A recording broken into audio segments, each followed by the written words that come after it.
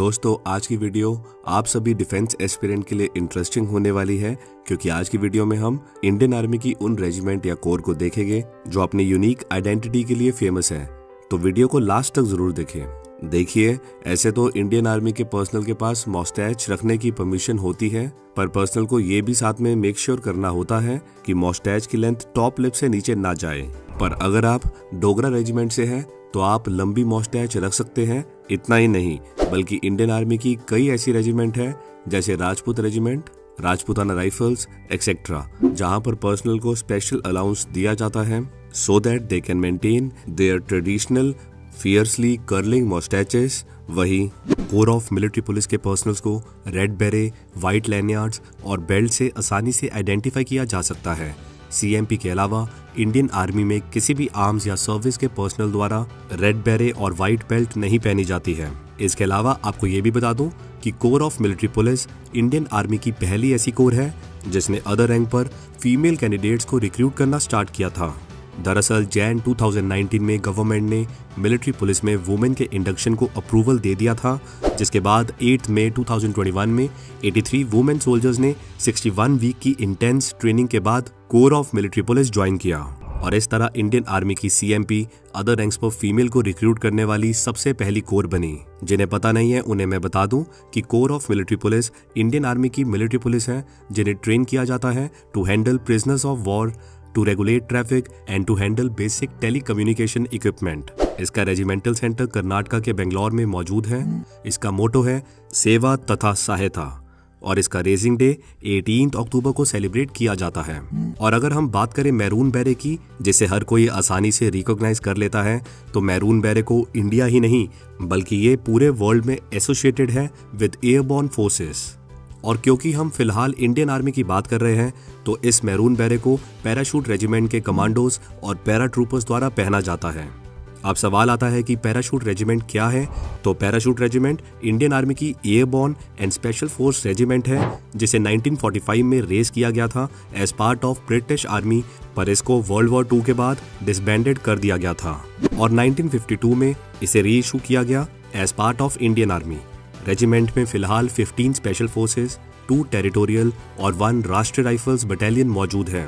इसका regimental centre Karnataka के बेंगलुरु में मौजूद है। पैराशूट रेजिमेंट का मोटो है शत्रुजीत द कॉन्करर और इनका वॉर क्राई है बलिदान परम धर्मा, सैक्रिफाइस सुप्रीम ड्यूटी। इसके अलावा इंडियन आर्मी की एक रेजिमेंट है जो अपने हैट और वेपन के लिए काफी फेमस है। हाँ जी, मैं बात कर रहा हूँ गोरखा हैट और खुकरी की। कुर्की या खुरकी मल्टीपर्पज मेले वेपन है जो इंडियन सब कॉन्टिनेंट में ओरिजिनेट हुआ है और ये ट्रेडिशनली एसोसिएटेड है with Nepali speaking Gurkhas of Nepal. ये सेंचुरीज ओल्ड वेपन कई सालों से लिंक्ड है with brigadiers of Gurkhas. The unique design of kukri allows users to simultaneously slice and chop at an opponent, doing the most damage possible with speed and accuracy. वही Gorkha hat एक wide brimmed hat है जिसमें material के 2 layers मौजूद होते हैं। इन hat को felt से बनाया जाता है और इसे टिल्टेड पहना जाता है। इसको ओरिजिनली वर्ल्ड वॉर 1 से पहले अडॉप्ट किया गया था और इसको उस समय की खाकी ड्रिल सर्विस यूनिफॉर्म के साथ पहना जाता था। वही अगर गोरखा की बात करें तो 1947 में इंडिपेंडेंस के बाद ब्रिटेन, इंडिया, नेपाल ट्रिपरटाइट एग्रीमेंट के तहत 6 गोरखा रेजिमेंट्स को इंडियन आर्मी का पार्ट बनाया गया, जो पहले ब्रिटिश इंडियन आर्मी का पार्ट थी। इसके बाद 7th गोरखा राइफल्स रेजिमेंट को इंडियन आर्मी में रीरेस किया गया, जिसमें उन 7th Gorkha rifles and 10th Gorkha rifles को उन गोरखा सोल्जर्स को अकोमोडेट किया गया जिन्होंने ब्रिटिश आर्मी में जाने से मना कर दिया था। इंडियन आर्मी में फिलहाल 7 गोरखा रेजिमेंट की 39 बटालियन सर्व कर रही है। इस रेजिमेंट में ट्रूप्स को मेनली इंडिया एंड नेपाल की एथनिक गोरखा कम्युनिटी से रिक्रूट किया जाता है, जो वर्ल्ड वाइड अपनी ब्रेवरी एंड फियरलेसनेस के लिए फेमस है। गोरखा राइफल्स ने 3 परमवीर चक्र इंडिया को दिए हैं, जो है captain Gurbachan Singh Salaria, lieutenant colonel Dhan Singh Thapa और कैप्टन मनोज कुमार पांडे। इससे पहले कि हम आगे बढ़े, मैं आपको बताना चाहूंगा कि अगर आपका लक्ष्य है एनडीए एग्जामिनेशन को सेल्फ स्टडी के साथ क्लियर करने का, तो मैं आपको mission NDA book highly recommend करूंगा, जिसे प्रिपेयर करके आप आसानी से एनडीए एग्जाम क्लियर करने की पॉसिबिलिटी बढ़ा सकेंगे। इसके साथ ही 5000 प्लस मोस्ट एक्सपेक्टेड एमसीक्यू से आप 10 to 15 क्वेश्चंस अपने एग्जाम में एक्सपेक्ट कर सकते हैं। Available on Amazon and Flipkart. क्या आप जानते हैं इंडियन आर्मी की एक ऐसी भी सर्विस है जो रिटायर्ड आर्मी, नेवी और एयरफोर्स पर्सनल को रिक्रूट करती है, और वो है डिफेंस सिक्योरिटी कोर या DSC। ये इंडियन आर्मी की एक अंडररेटेड कोर है जिसकी मेन रिस्पॉन्सिबिलिटी होती है डेजिग्नेटेड डिफेंस इंस्टॉलेशंस और मिनिस्ट्री ऑफ डिफेंस के सिविल एस्टैब्लिशमेंट्स को प्रोटेक्शन प्रोवाइड करना और उनकी सिक्योरिटी इंश्योर करना from any kind of threat. क्योंकि DSC की मेन रिस्पॉन्सिबिलिटी है गवर्नमेंट इंस्टॉलेशंस को प्रोटेक्ट करना, इसलिए इस रोल को फुलफिल करने के लिए DSC प्रोवाइड करती है armed security staff, static guards, searchers, escorts and mobile patrols. DSC Indian army की 6th लार्जेस्ट कोर है and its personnel are subjected to army act under Indian army.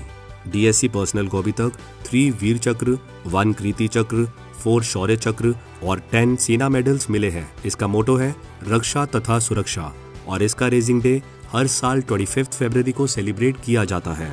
Indian army की बस एक ही ऐसी regiment है जिसके इंसिग्निया में tiger मौजूद है और वो है Dogra regiment. Dogra regiment Indian army की इन्फेंट्री रेजिमेंट है जिसे 1877 में रेज किया गया था।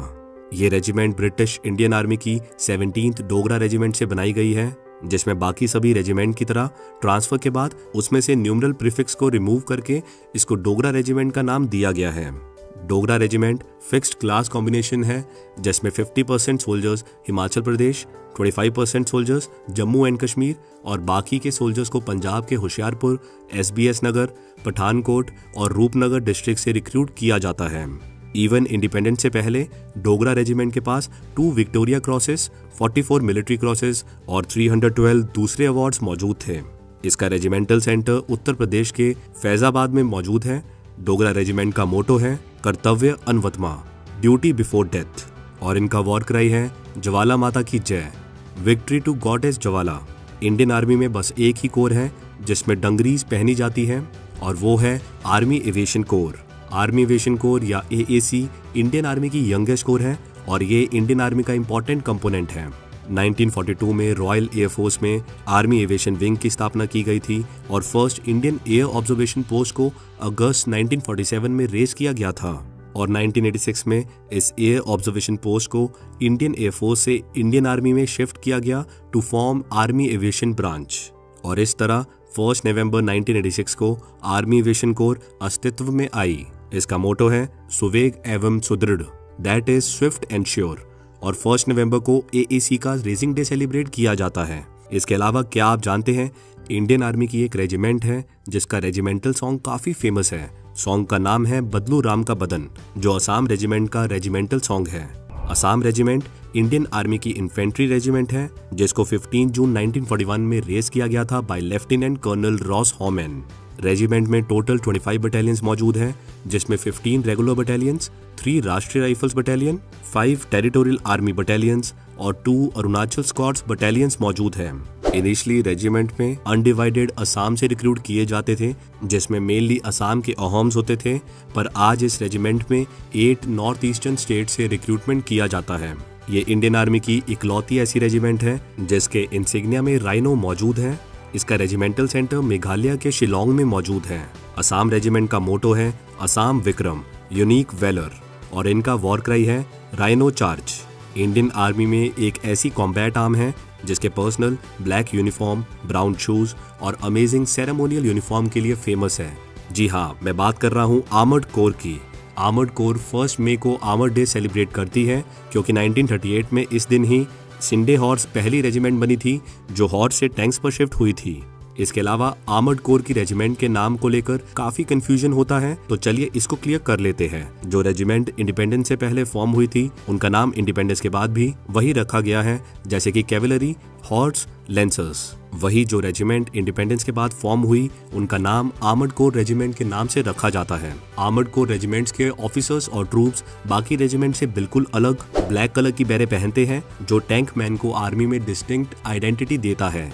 ये फिलहाल इक्विप्ड है with Arjun MBT, T90 and T72 tanks. तो ये थे इंडियन आर्मी की वो रेजिमेंट या कोर जो अपनी यूनिक आइडेंटिटी के लिए फेमस है। अगर आप इस लिस्ट में किसी और रेजिमेंट को ऐड करना चाहते हैं जो अपनी किसी यूनिक आइडेंटिटी के लिए फेमस है तो कमेंट सेक्शन में सबके साथ जरूर शेयर करें।